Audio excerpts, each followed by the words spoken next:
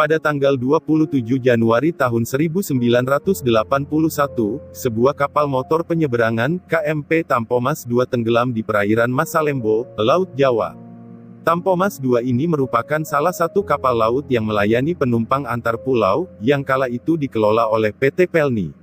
KMP Tampomas II ini berangkat dari Jakarta, Tanjung Priok pada Sabtu tanggal 24 Januari tahun 1981 dengan membawa 1054 penumpang dan 82 awak.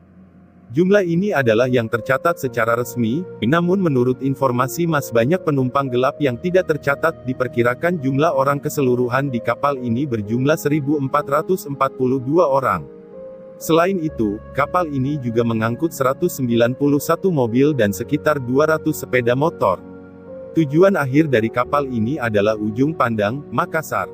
Saat itu, perjalanan dijadwalkan selama 2 hari 2 malam sehingga akan sampai tujuan pada tanggal 26 Januari tahun 1981. Setelah sehari semalam melintasi lautan, mesin kapal rusak di Minggu malam tanggal 25 Januari tahun 1981, pukul 20 waktu Indonesia Tengah, karena kebocoran bahan bakar. Api mulai menyambar dan kru mesin mati-matian berusaha memadamkan api dengan alat pemadam portable.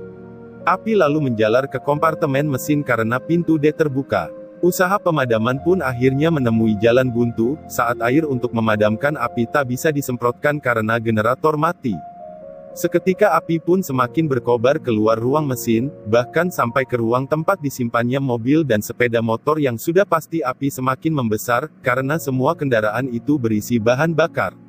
Setelah api semakin sulit diatasi, Kapten Abdul Rifai, sang nahkoda, mengambil keputusan untuk mendamparkan kapalnya ke pulau terdekat. Namun usaha itu pun gagal karena baling-baling kapal tak bisa berputar. Matinya listrik membuat radio mati dan pesan ke kapal lain atau syah bandar pelabuhan pun tidak bisa terkirim.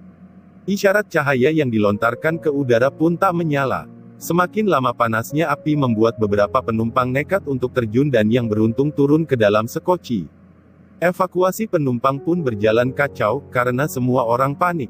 Tak ada tanda arah jalan keluar yang jelas di dalam kapal.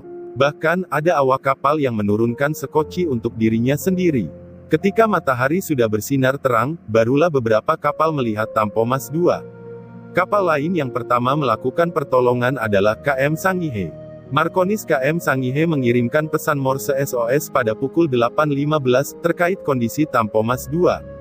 KM Ilmamui menyusul untuk melakukan pertolongan dan tiba pada pukul 21, disusul 4 jam kemudian oleh kapal tanker Istana V dan kapal-kapal lain, yaitu kapal Adiguna Karunia dan KM Sengata milik PT Porodisa Lines.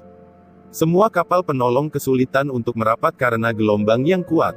Ruang mesin Tampomas II akhirnya meledak pada pagi tanggal 27 Januari keesokan harinya. Kapal pun makin dipenuhi oleh air laut.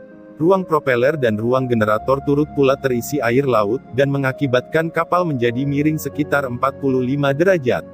Akhirnya pada tanggal 27 Januari tahun 1981, tepat pukul 12.45 waktu Indonesia Barat atau pukul 13.45 waktu Indonesia Tengah, Tampomas II tenggelam ke dasar Laut Jawa di sekitar perairan Masalembu.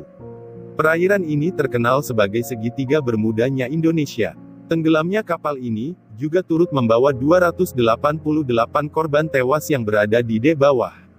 Tim penyelamat memperkirakan 431 orang tewas, 143 jenazah ditemukan dan 288 orang hilang bersama kapal, sementara 753 orang berhasil diselamatkan. Pasca tragedi memilukan ini, kemudian mahkamah pelayaran pun digelar. Sejumlah awak kapal disidang dan dihukum karena dianggap lalai dalam bertugas. Namun tidak dengan Rifai, sang nahkoda ini tidak ikut dalam persidangan, karena ia ditemukan tewas. Menteri Perhubungan kala itu, Rusmin Nurjadin dalam pernyataannya kepada pers di kantor Departemen Perhubungan, mengatakan tidak terjadi hal abnormal di ruang mesin. Kelainan terjadi pada kardek. Guncangan gelombang laut yang cukup kuat, adalah kemungkinan besar timbulnya percikan api. Kemudian, pemerintah membentuk tim penyelidikan yang dipimpin oleh Jaksa Bob Renasution. Alhasil, terungkaplah sebuah kasus besar, bahwa adanya indikasi tindak pidana korupsi dalam pembelian kapal bekas itu.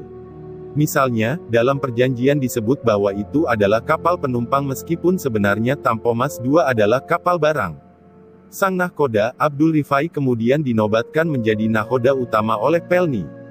Ia dianggap berjasa menyelamatkan nyawa para penumpang dengan mengorbankan nyawanya sendiri. Pasalnya saat kondisi kapal yang hampir tenggelam, Kapten Abdul Rifai menolak untuk meninggalkan kapal dan masih sibuk berusaha menyelamatkan para penumpang.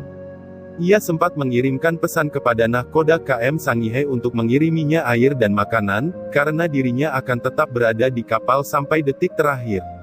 Bahkan saat kapal sudah mulai miring, ia masih sibuk membagikan pelampung kepada para penumpang yang tidak berani terjun. Di saat detik-detik terakhir kapal mulai tenggelam, ia masih berada di anjungan kapal sambil berpegangan pada jendela.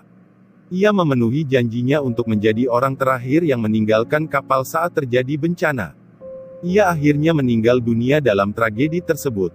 Kejadian ini pun disebut sebagai bencana maritim terbesar di Indonesia kala itu. Banyak spekulasi yang muncul kemudian terkait penyebab tenggelamnya kapal, mulai dari usia kapal hingga kesalahan manusia. Peristiwa tenggelamnya KMP Tampomas juga diabadikan oleh musisi Iwan Fals dalam sebuah lagu berjudul Celoteh Camar Tolol dan Cemar.